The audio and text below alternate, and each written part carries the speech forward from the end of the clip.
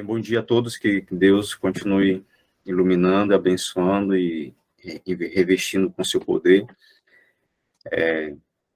essa sala maravilhosa que tem ajudado no crescimento espiritual de tantas pessoas. E eu tenho certeza de que tem sido uma bênção na vida de todos vocês, na minha vida, né, quando eu entro também. De maneira especial, hoje nós iremos falar sobre um tema que me senti tocado em falar, porque nós geralmente estamos acostumados a estar falando sobre caráter, justificação pela fé, quando não as mensagens apocalípticas, né? Reavivamento. E eu sinto, aqui e ali, eu sinto às vezes uma certa dificuldade. Eu tento ser uma pessoa muito didática para tentar simplificar o evangelho, né? Porque o evangelho ele é muito simples. A gente, com certeza, vocês já leram alguns textos que mostram que o evangelho é simples. Só que nós é que, muitas das vezes, tornamos ele um tanto difícil ou complexo, né, para o entendimento. Quando, nessa palestra que eu assisti do pastor Daniel Spencer, eu vi nos comentários, né, algumas resistências, algumas dificuldades para entender o assunto, e até tive uma classe de estudo aqui no sábado, no caso, né, sábado passado, foi meu aniversário, a gente fizeram uma surpresa para mim e teve um almoço, e aí no final do almoço a gente fez um estudo. E minha fala foi exatamente essa, baseado nesse estudo, nessas reações do estudo do pastor Daniel Spencer. E a gente falou sobre Laodiceia, né? Quem é Laodiceia? A partir do momento que a gente entende quem é Laodiceia, a gente vai entender um pouquinho do contexto e entender que as coisas que estão acontecendo dentro da igreja, elas, na verdade, elas são necessárias acontecer. E aí, essa compreensão nos faz evitar sermos frustrados ou nos... tem uma palavra que eu esqueci agora, sermos tomados de surpresa, né? Algumas coisas acontecerem, outras a gente espera que seja assim, e é assado, e isso nos afeta espiritualmente, né? Nos escandalizarmos, né? Tem algumas pessoas que se escandalizam, quando, na verdade, elas deveriam acontecer. E se tivéssemos o entendimento pelo menos à luz do estudo da mensagem de Laodiceia, entendermos que o Cristo ali, a testemunha fiel verdadeira, ela sente o quê? Esse que tu és morno, né? Não és nem frio nem quente. Ele gostaria que fosse quente ou frio. Se tomasse uma decisão, que saísse de cima do muro, se posicionasse. Estou a ponto de vomitar da minha boca. No contexto, na versão contemporânea, que é a Bíblia Thompson, ela vai dizer que vomitar-te-ei da minha boca. Então, aí eu vejo algumas reações, assim, um tanto controversas, duvidando do estudo, né? E com relação à divindade de Jesus, à humanidade de Jesus, e a justificação pela fé não é diferente. E aí, o resultado desse relacionamento com Deus, ele implica em algumas provas desse relacionamento. E aqui é o tema, né, aqui que cabe o tema ser cristão. O que é ser cristão? Certo? E aí eu entro nesse detalhe que me traz como resultado o meu relacionamento com o meu próximo. Porque o meu relacionamento com Deus, ele vai refletir no meu relacionamento com o meu próximo. E o que é ser cristão? Então, entrando propriamente dito no tema, no livro de Atos, no capítulo 11, no versículo 26, a Bíblia diz assim: E sucedeu que todo um ano se reuniram naquela igreja e ensinaram muita gente. E Antioquia ou Antioquia foram os discípulos pela primeira vez chamados cristãos. Os discípulos estavam fazendo algumas coisas, né, que, de alguma forma, eles identificaram essas coisas com a ação de seu Senhor, né, Cristo. E assim eles foram chamados de cristãos. Ser cristão. Aqui nesse texto, a serva do Senhor diz assim: os pastores especialmente devem conhecer o caráter e as obras de Cristo, para que possam imitá-lo, pois o caráter e as obras do verdadeiro cristão são semelhantes às suas. Olha que interessante. Pois o caráter e as obras do verdadeiro cristão são semelhantes às suas. As suas de quem? De Jesus. Ele pôs de lado, no caso de Jesus, a sua glória, seu domínio, riquezas, e foi em busca daqueles que estavam perecendo no pecado. Ele se humilhou a si mesmo para prover as nossas necessidades, para que pudesse exaltar-nos até o céu. Sua vida foi caracterizada pelo sacrifício, pela abnegação e desinteressada benevolência. Ele é nosso modelo. Tem você, irmão, imitado o modelo? Eu respondo, não. Ele é um perfeito e santo exemplo dado a nós para a imitação. Não podemos nos igualar ao modelo, mas não seremos aprovados por Deus se não o imitarmos e nos assemelharmos a ele, de acordo com a capacidade que o Senhor nos dá. O amor pelas almas, por quem Cristo morreu, conduzirá à negação do eu e à disposição de fazer qualquer sacrifício para sermos cobreiros do Mestre na salvação de almas. Amém? Então, não existe, irmãos, um genuíno, um verdadeiro cristianismo. Nós só estaremos, de fato, vivendo a mensagem da justificação pela fé. Só estaremos vivendo a altura da compreensão da humanidade de Jesus, o que ela representa para nós. E, como está escrito, Mensagens Colhidas, volume 1, página 122, ela é o fio áureo que liga a humanidade com Deus. Nós só iremos, de fato, entender se nós exemplificarmos a sua vida em nós. Ou seja, se nós imitarmos a vida de Cristo. E como, de fato, nós estaremos realmente comprovando que estamos imitando a vida de Jesus? É eu dizendo, professando, orando bonito, dizendo que eu sirvo ao Senhor, eu amo a Deus, eu amo a Jesus, eu aceito. É assim? Não. A nossa profissão de fé, irmão, de nada vale se os nossos atos, nossas atitudes, para com o nosso semelhante, não refletirem isso. Então, nossos atos, nosso testemunho deve falar o quê? Deve falar mais alto. E é essa a razão desse tema, ser cristão. O que é ser cristão? Ellen White diz, ela usa essa expressão de surpresa, né? Que Deus desse a todos um verdadeiro senso do que significa ser cristão. E o que é ser cristão? É ser semelhante a Cristo. E se Cristo não viveu para se agradar a si mesmo, ser semelhante a Cristo é ser cristão. E Cristo não viveu para se agradar a si mesmo. Deixa-me Celeste, volume 2, para 473, primeiro parágrafo. Vocês não estão enganados a respeito de si mesmos. Vocês não são cristãos. Ser cristãos verdadeiro é ser semelhante a Cristo. A este respeito, vocês estão longe do alvo, mas espero que não sejam enganados até ser tarde demais para formarem caráter para o céu. Deixa-me Celeste, volume 3, página 81, segundo parágrafo. Então, percebam que não adianta eu dizer que sou cristão, porque ser cristão é viver uma vida semelhante à de Cristo. É viver uma vida nos passos do Mestre. É viver uma vida em função, não de si mesmo, porque ele não se agradou.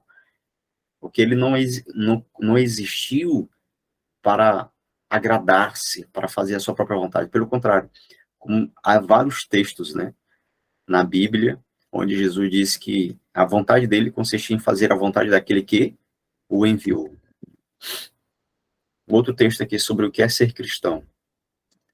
Jesus tanto se compadeceu dos pobres pecadores, que deixou as cortes do céu e pôs de parte as vestes da realeza, humilhando-se à condição do ser humano, para que pudesse familiarizar-se com as necessidades do homem e ajudá-lo a erguer-se acima da degradação da queda. Quando ele tem oferecido ao homem tão inquestionável evidência de seu amor e mais terna simpatia, quão importante é que seus representantes imitem seu exemplo em aproximar-se dos semelhantes e ajudá-los a formar um verdadeiro caráter cristão. Olha aqui que interessante. Quando ele tem oferecido ao homem tão inquestionável evidência de seu amor e mais terna simpatia, quão importante é o quê? Que nós, seus representantes, imitem seu exemplo em aproximar-se dos semelhantes e ajudá-los a formar um verdadeiro caráter cristão. Mas alguns têm estado demasiado prontos a se ocuparem em julgamentos da igreja e têm trazido testemunho severo e implacável contra os que erram. Ao assim agir, têm cedido a uma propensão natural que deveria ter sido firmemente subjugada. Essa não é a serena justiça do cristão ativo. Eu vou repetir. Essa não é a serena justiça do cristão ativo, mas a crítica áspera de um temperamento precipitado. Testemunho para a Igreja, volume 4, página 268, no terceiro parágrafo. Então, esse espírito crítico, que deveria ser já antes subjugado, ele adentrou a vida cristã. Ou seja, esse lado do eu, ele não morreu. Ele teve preeminência, ele foi acariciado. E ela chama isso de essa propensão natural, que deveria ter sido firmemente subjugada, vencida, posto sob domínio da razão. Mas esse espírito crítico, esse espírito de acusação, esse espírito de um juízo meramente humano, destituído da misericórdia divina, é o que tem tido preeminência. E esse ser natural, ele deixa de fora o ser cristão. Ele dá ênfase a um traço notadamente humano, né? E esse espírito crítico é um espírito áspero, é um espírito de um temperamento não lapidado, mas precipitado. Ele julga com seus próprios padrões, ele faz um juízo baseado na sua própria consciência, na sua maneira de pensar, de agir, certo? E aí ele menospreza, ele deixa de lado os reais motivos, as necessidades, o próprio defeito. Ele não põe em evidência o ser humano como um todo, ele não consegue ver o ser humano como um todo. Por que ele chegou àquela situação? Por que ele está vivendo isso? Por que ele está sendo assim? Ele simplesmente estabelece um juízo baseado nos seus próprios padrões, e isso não é ser cristão. Muito pelo contrário, né? Nós vamos ver, eu estou usando essa fala porque eu estou usando uns textos que estão lá no finalzinho do estudo, e aí a gente vai entender melhor esse ponto. Como é formado o caráter do cristão? Entre os membros de nossas igrejas deve haver mais trabalho de casa em casa, dando estudos bíblicos e distribuindo literatura. O caráter cristão só pode ser formado simétrica e completamente quando o agente humano, olha o ponto, quando o agente humano considera um privilégio trabalhar desinteressadamente na proclamação da verdade e sustentar a causa de Deus com seus meios. Amém? Como é formado o caráter cristão? E ela vai dizer que o caráter cristão só pode ser formado simétrica e completamente quando o agente humano considera um privilégio trabalhar de forma desinteressada na proclamação da verdade e sustentar a causa de Deus com seus meios. Ou seja, precisa haver um envolvimento, né, um mergulho completo. É preciso que a gente, de fato, vivencie isso, sinta como Paulo, como ele disse: se prego o evangelho, eu não tenho do que me vangloriar, pois pesa sobre mim essa responsabilidade, e há de mim se eu não prego o evangelho. E, de fato, pregar o evangelho não é simplesmente tomar o dom mais precioso, que é a fala, e simplesmente falar, né? Simplesmente dizer que Jesus está voltando. É sentir pelo outro aquilo que Cristo sentiu por nós, a tal ponto de ele dar a sua vida por nós.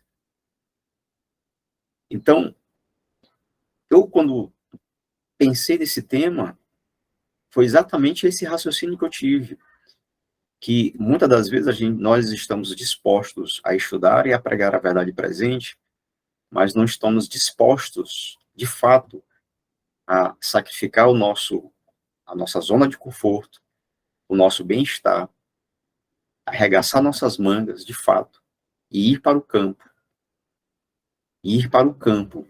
de casa em casa, de pessoa em pessoa, e revelar que nós nos importamos com ela, e revelar que nós desejamos de fato a sua salvação, e sem aquele olhar de um pré-julgamento. Isso, de fato, é o texto que está dizendo aqui. Nós só iremos desenvolver, formar um caráter cristão simétrico ao de Cristo e completamente semelhante, igual ao dele, quando a gente humano considerar ser um privilégio, de forma sem esperar nada em troca, proclamar o evangelho e de outra forma também sustentar né, com suas riquezas, com seus tesouros, a obra dos obreiros, a obra dos pastores, a obra dos evangelistas. Esse texto aqui, Efésios capítulo 4, versos 1 ao 4, ele fala muito bem, de uma forma muito resumida, muito bem resumida, a nossa vocação, nossa razão de ser chamado. Rogo-vos, pois, eu, o preso do Senhor, que andeis como é digno da vocação com que fostes chamados, com toda humildade, mansidão, com longanimidade, suportando-vos uns aos outros em amor, procurando guardar a unidade do Espírito pelo vínculo da paz. Há um só corpo e um só Espírito, como também fostes chamados em uma só esperança da vossa vocação. Então, Paulo aqui, ele que evidenciou, ele que foi uma perfeita imagem, um caráter simétrico de Cristo, que em diversas vezes ele nos chama a imitá-lo, porque ele é o imitador de Cristo. Que ele representou, ele desenvolveu, ele formou um caráter igual ao dele. E a obra de Paulo qual que era? Ele de tamanha importância a doar-se, a escravizar, como ele próprio depois vai dizer, o seu próprio corpo e reduzi-lo à escravidão. Ele era, e é isso que nós precisamos ser, irmãos, precisamos ter essa fibra, ter esse sentido. Eu tomei também por primazia mostrarmos aqui qual é o sentido de ser igreja, porque nós dizemos, né, eu sou igreja, né? Nós falamos muito assim. Então eu trouxe esse trecho, que é a primeira página aí do livro Atos dos Apóstolos, o primeiro parágrafo, ela dá um conceito do que é igreja. E aqui eu pego só esse ponto onde ela explica, ela dá o conceito. A igreja é o instrumento apontado por Deus para a salvação dos homens. E aí eu pergunto, qual é a sua missão? Ela foi organizada para servir, e a sua missão é levar o evangelho ao mundo. Então, se eu e você nos autodenominamos ser igreja, a igreja de Deus, nós precisamos entender que Deus nos chamou com um propósito, como sendo um instrumento apontado por Deus para a salvação dos homens. Não para condenação, mas para salvar. E a nossa missão, irmãos, é pregar o evangelho, é levar essa salvação por meio da pregação do evangelho. E no livro Serviço Cristão, na página 7, ela diz: dependente de agentes humanos, Deus não escolhe como seus representantes entre os homens anjos que jamais caíram, mas seres humanos, homens de paixões idênticas a daqueles a quem buscam salvar. Cristo se revestiu de toda a forma humana, Cristo se revestiu da forma humana para que pudesse alcançar a humanidade. Um Salvador divino humano era necessário para trazer a salvação ao mundo. E a homens e mulheres foi entregue a sagrada tarefa de tornar conhecidas as riquezas incompreensíveis de Cristo. Nesse texto, eu quero destacar o seguinte, que Deus ele poderia muito bem se valer de anjos para pregar o evangelho, mas ele não fez isso, ele chamou eu e você para salvar outras criaturas igual ou iguais a eu e você, com os mesmos defeitos, com os mesmos vícios, com os mesmos maus hábitos cultivados, com os mesmos defeitos de caráter herdados, mas ele chamou pessoas que foram ensinadas por Cristo a vencer, a lutar, a alcançar a vitória, a galgar maiores alturas, para ajudar outras pessoas que estão lá, onde um dia você esteve. Para isso que Cristo nos chamou. Então, por que eu vou agora desenvolver um caráter, um espírito crítico de acusação, de condenação? Aqui, eu reúno outros trechos e outros textos, onde ela fortalece esse conceito. Deus poderia ter proclamado sua verdade por meio de anjos, sem pecado, mas esse não é o seu plano. Ele escolheu seres humanos como meios de como cheios de fraqueza, como instrumentos na execução de seus desígnios. Cristo não escolheu para seus representantes entre os homens anjos que nunca pecaram, mas seres humanos, homens semelhantes em paixões àqueles a quem buscavam salvar. Cristo tomou sobre si a humanidade a fim de chegar à humanidade. A divindade necessitava da humanidade, pois era necessário tanto o divino como o humano para trazer salvação ao mundo. A divindade necessitava da humanidade, a fim de que esta proporcionasse um meio de comunicação entre Deus e o homem. Irmãos, Cristo é esse meio de comunicação entre Deus e o homem. E o Cristo, para alcançar as outras pessoas, ele usa mim e você como meio dessa comunicação. Então, nós precisamos ser mais pacientes, mais tolerantes, mais corteses, mais se sentir mais honrado em fazer esse trabalho. Todo verdadeiro discípulo nasce no reino de Deus como missionário. Nem todos podem ir como missionários para terras estrangeiras, mas todos podem, na própria pátria, ser missionários, na família ou entre os vizinhos. Mas como é que eu vou ser um missionário na minha família se eu sou um cara áspero? Se eu sou uma pessoa de difícil acesso, fechado, trancado, que eu não sou uma pessoa acordada, eu não sou uma pessoa educada, eu não sou uma pessoa zelosa, eu não demonstro carinho, eu sou uma pessoa truculenta, uma pessoa raivosa, uma pessoa impaciente, uma pessoa intolerante. Irmão, são tantas situações complicadas que torna difícil o outro me ver como representante de Cristo, eu sendo assim, eu desenvolvendo essas características, eu dando ênfase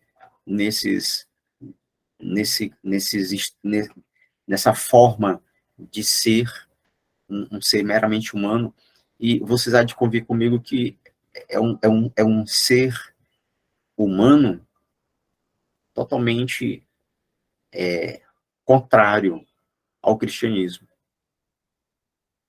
Como disse Mahatma Gandhi, né? Eu só não sou cristão por causa do cristão. Tem muitas pessoas nessa situação, porque não são cristãos, eles reconhecem o papel do cristianismo, eles reconhecem o valor do cristianismo, eles têm vontade de serem cristãos, mas eles têm medo, né, de viverem numa bolha, né, porque acham que a maioria dos cristãos, dos que se professam serem cristãos ou crentes, né, que alguns que se dizem cristãos não são nada mais do que apenas crentes, né, porque ser cristão é imitar a Jesus, é ser como Jesus, é ser seu imitador, é viver como ele viveu, é agir como ele agiu. Os homens são instrumentos nas mãos de Deus, por ele empregados para cumprirem seus propósitos de graça e misericórdia. Cada um tem a sua parte a desempenhar.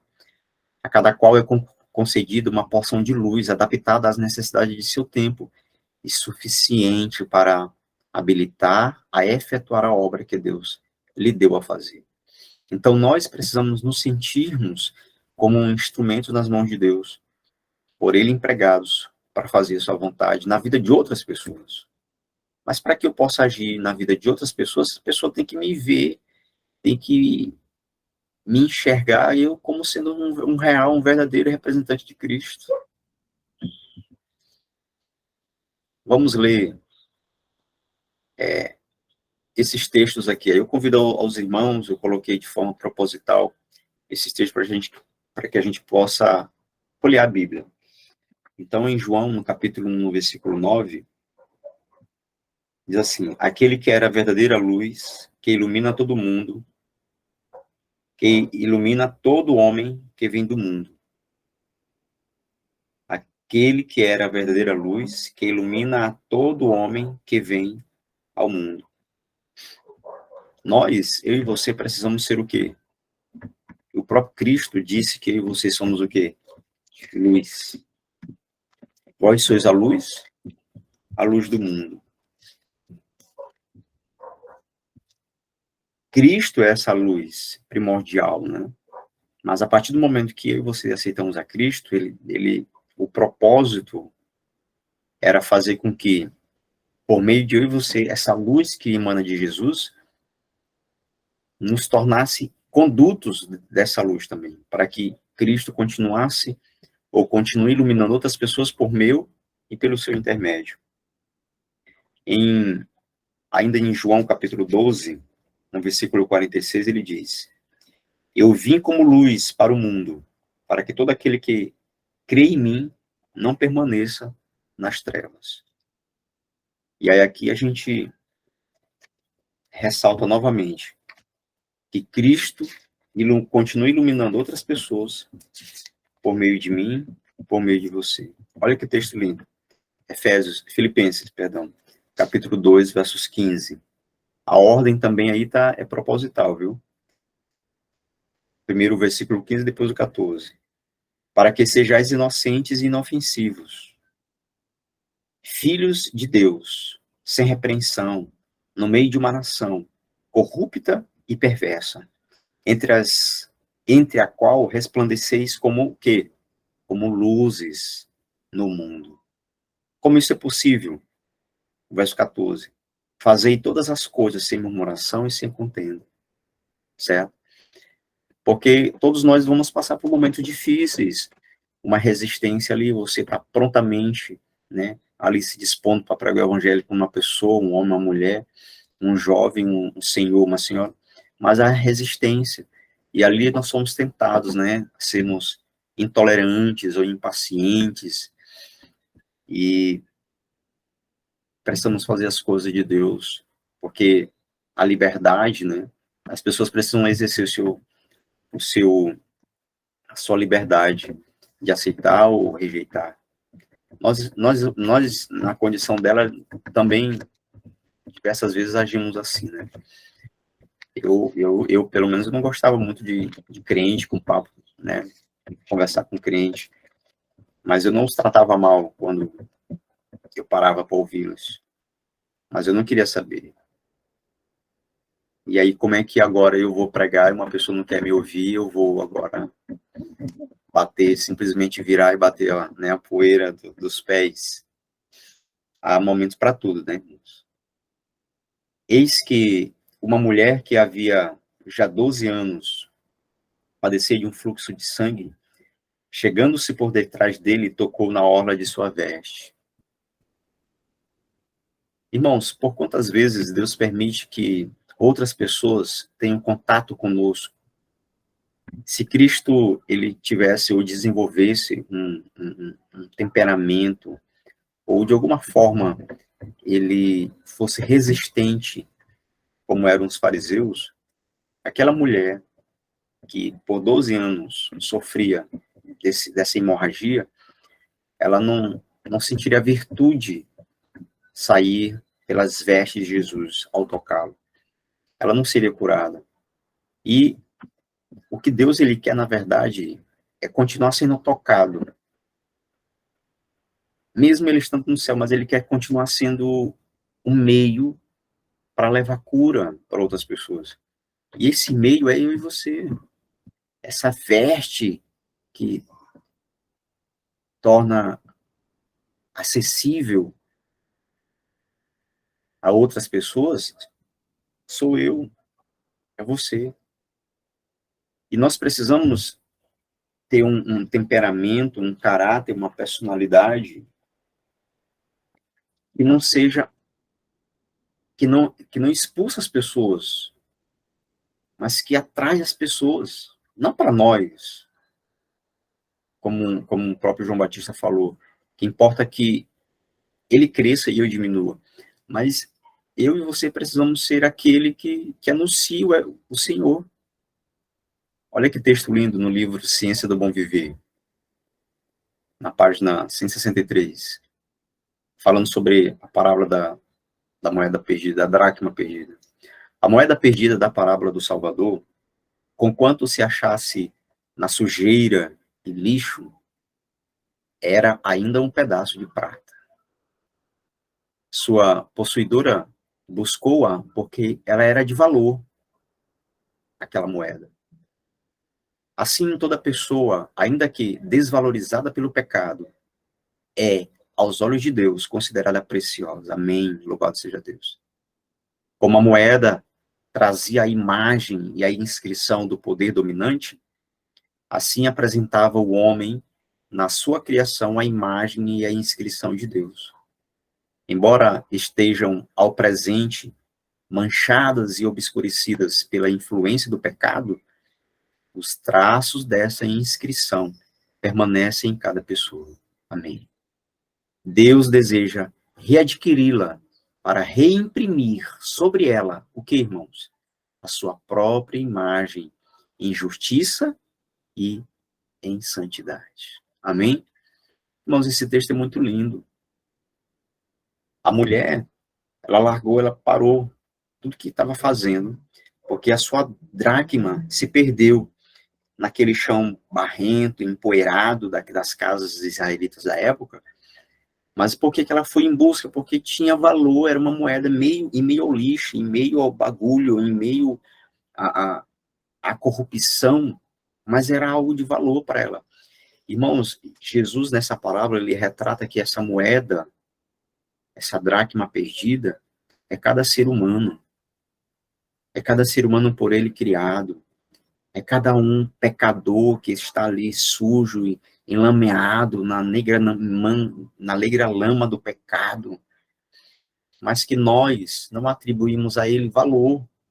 É uma prostituta, é um homossexual, é um ladrão, é um homicida, é um avarento, é um beberrão, bêbado, é um orgulhoso, é um egoísta, é um avarento, é uma pessoa rancorosa, mas, como o texto está dizendo aqui, ó, que embora estejam ao presente, no presente, manchadas e obscurecidas pela influência do pecado, mas a inscrição digital divina está lá. Essa pessoa tem valor, e o valor dela é o sangue de Cristo. Só que eu preciso ver nessas pessoas, elas dando ênfase, dando valor, mergulhadas na negra mancha do pecado. Eu preciso encontrar e ver nelas o valor.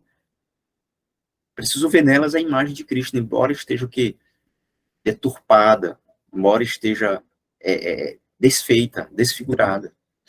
Com pouco nos ligamos com Cristo, em simpatia, naquilo que devia ser o mais forte laço de união entre nós e Ele. Irmãos, a simpatia que Cristo teve comigo, contigo, mesmo lá na cruz, quando Ele disse, Pai, perdoa-os porque não sabem o que fazem, essa simpatia, esse colocar-se em nosso lugar, nós precisamos ter, é um meio que mais nos identifica com Cristo. Mas essa simpatia não é mais de Cristo conosco, é agora de nós com o nosso semelhante. Então, com pouco nos ligamos com Cristo em simpatia. E a simpatia era aquilo que devia ser o mais forte laço de união entre nós e Ele. A compaixão para com os depravados, com os culpados, sofredores, mortos em ofensas e pecados. A desumanidade do homem para com o homem, eis o nosso maior pecado. Olha aqui, irmãos. Olha aqui a razão de sermos verdadeiramente cristãos. Ela diz: a desumanidade do homem para com o homem, eis o nosso maior pecado. Esse pode ser o meu e o teu maior pecado. O não tratar o ser humano como Cristo tratou a mim e a ti, vendo em mim e em ti o real valor. Muitos pensam que estão representando a justiça de Deus, ao passo que deixam inteiramente de lhe representar a ternura e o grande amor. Muitas vezes, aqueles a quem eles tratam com severidade e rispidez se acham debaixo do jugo da tentação. Satanás está lutando com essas pessoas. E palavras ásperas, minhas e tuas, destituídas de simpatia, desanimam-nas, fazendo-as cair presa do poder do tentador. Irmãos, essas pessoas estão sendo subjugadas, vencidas pelo diabo, tentadas, escravizadas. E quando elas deveriam, e em quem elas deveriam encontrar compaixão e misericórdia, elas encontram o quê? Palavras de condenação, palavras ácidas, palavras de desprezo, um olhar desprezível, um olhar um olhar farisaico, irmãos, porque era assim como os fariseus olhavam, né, aqueles a que eles consideravam indignos da vida eterna. Era um olhar de fariseu. E é repulsivo, para mim, para você, né, essa atitude. A atitude dos fariseus para com Cristo, a atitude dos fariseus para com as pessoas que Cristo curava, o olhar do fariseu para com aqueles com quem Cristo se convivia, se relacionava. É algo indesejável para mim e para ti. Mas, na prática, essa tem sido a vida cristã, a vida de alguns professos cristãos. Que não seja essa a minha e a tua realidade, Deus. Devemos, ainda no livro Ciência do Bom Viver, na página 168, no primeiro parágrafo, devemos esforçar-nos por compreender as fraquezas dos outros. Olha, eu achei lindo esse texto. Esse livro, irmão, ele tá bem aqui, ó. Eu levo ele para o trabalho. Eu já li, estou relendo ele. Ele está todo marcadinho. Mas quando eu li essa página, essa parte, esse capítulo, nossa, eu li diversas vezes. É o livro Ciência do Bom Viver. Ele encadernado, ele brochura, mas eu tenho encadernado aqui também. Mas eu levo ele para o trabalho e leio várias vezes o mesmo capítulo, porque isso aqui olha os detalhes nessa linha, desse verso, desse texto. Devemos esforçar-nos por compreender as fraquezas dos outros. É assim que a gente normalmente age. A gente se esforça em olhar um bêbado, né? Uma mulher, um homossexual, um travesti, uma pessoa ali numa avenida se prostituindo. É assim que a gente olha, tenta imaginar a vida, como está sendo a vida daquela pessoa. Eu acho que foi ontem ou antes de ontem, eu vi um vídeo de um rapaz, um youtuber, mas o vídeo era real, claro, não foi nada montado. E é uma jovem, uma mulher simpática, estava num ponto, né, como assim é denominado, já era à noite, e ele, por trás dela, bota um banco, dois bancos, um para ele e um para ela, toca nela, ela olha, ela vira, ele bota uma mesa, coloca um, um pano de mesa, depois talheres, e convida ela para sentar e jantar à luz de velas. Isso na rua, no ponto dela. E aquilo foi tão tocante para ela que no momento que ela vira e ela se dá conta do que está acontecendo, ela desaba. Ela está emocionalmente traumatizada, vivendo aquela situação desumana. E o que ela simplesmente quer, muitas das vezes, é como um mendigo, é como uma outra pessoa ali, é que se você simplesmente, eu e você simplesmente olhemos nos olhos, e demos, nesse olhar, passemos esse cuidado, esse se importar com a pessoa. Isso é ser cristão, irmãos. Então, continuando o texto, ela diz: devemos esforçar-nos por compreender as fraquezas dos outros. Pouco sabemos, nós, das provas de coração daqueles que têm estado ligados em cadeias de trevas, a quem falta resolução e poder moral. Por demais, lastimável é a condição daquele que sofre ao peso do remorso. É como uma pessoa aturdida, cambaleante, a afundar-se no pó. Não pode ver nada com clareza. A mente se acha obscurecida, não sabe que passo há de dar. Muita pobre alma é mal compreendida, mal apreciada, cheia de aflição e de angústia, uma ovelha desgarrada, perdida. Não pode encontrar a Deus e experimenta, todavia, intenso anseio de perdão e de paz. Essa pessoa mergulhada na negra mancha do pecado, irmãos, enlameada, ela não pode encontrar a Deus. Todavia, ela experimenta o intenso anseio de perdão e de paz. É como aquele paralítico que Jesus disse assim: os teus pecados estão perdoados. Que ele precisava, ele sabia que, lendo, no caso, no texto, no Espírito Profecia, a gente vai ver que ele está ali naquela situação porque ele pecou, né? Então, o pecado, não a consequência do pecado, mas o pecado em si, ainda o sobrecarregava, ele estava carregando um peso que ele já estava sucumbindo sob esse peso. E aí Cristo vai aliviar a sua dor, lhe dando a certeza do perdão divino. E às vezes nossa linguagem, nossa maneira de falar não expressa que Cristo, que Deus, o perdão de Deus, ele é incondicional. Uma pessoa que já está ali fadigada, já está ali enfraquecida, como uma moribunda, um moribundo, totalmente sem força, inerte já, nosso olhar é de acusação, nosso olhar é de crítica, nossas palavras, nosso agir com essa pessoa não expressa um mínimo de compaixão, de empatia, de simpatia, enfim. E o que Cristo quer de nós, de mim, de você, é que nós venhamos agir como ele agiu, como eu e você já sabemos como ele agiu.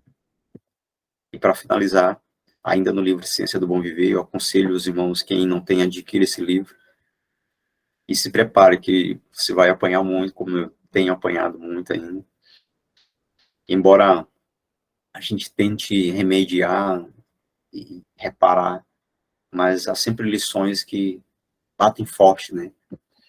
Então ela fala aqui no livro Ciência do Bom Viver, na página 168, Deus fala através de sua serva assim: desanimamos muito facilmente com os que não correspondem imediatamente aos nossos esforços. Nunca devemos deixar de trabalhar por uma pessoa enquanto houver um raio de esperança. Os seres humanos custaram a nosso Redentor demasiado caro para eu e você, né, tratá-los com leviandade e abandoná-los ao poder do tentador. Texto forte, né? Nunca devemos deixar de trabalhar por uma pessoa enquanto houver um raio de esperança. Os seres humanos custaram ao nosso Redentor demasiado caro para serem levianamente abandonados ao poder do tentador. Isso é muito forte, né, irmãos? E como geralmente nós agimos, né, ao contrário do que o texto diz, nós geralmente agimos desprezando essas pessoas. Então, essa mensagem foi uma mensagem bastante simples, mas eu queria sentir no coração, Deus tocou em meu coração para preparar essa mensagem. Eu já tinha uns textos, né, já tinha visto o tema, mas eu preparei hoje mesmo. E eu acredito e espero de coração que venha contribuir para a edificação e o enriquecimento espiritual dos irmãos. Amém? Maravilhoso Deus, soberano Criador de todo o universo. A ti, Senhor, toda honra, toda glória e todo louvor. Expressamos nossa gratidão, Senhor, porque o Senhor é bom e a tua misericórdia dura para sempre. E agradecemos, Senhor, por nos falar através das tuas sagradas escrituras, da, da tua palavra, da Bíblia e o Espírito de Profecia. Amém, Obrigada Jesus. por nos ensinar, por nos instruir, por nos fazer entender a tua vontade para cada um de nós. Nos ajude, Senhor, tão somente a pôr em prática, de uma maneira voluntária, permitindo que o teu Espírito Santo trabalhe em nosso coração e realize a tua vontade em nossa vida. E nos põe em contato, ó Deus, com aqueles por quem o Senhor sofreu e também morreu, para também levar a salvação como o Senhor trouxe e tornou possível a cada um de nós. Nos ajude a continuar caminhando e a lutar e vencer. Em teu nome nós oramos. Amém, Jesus.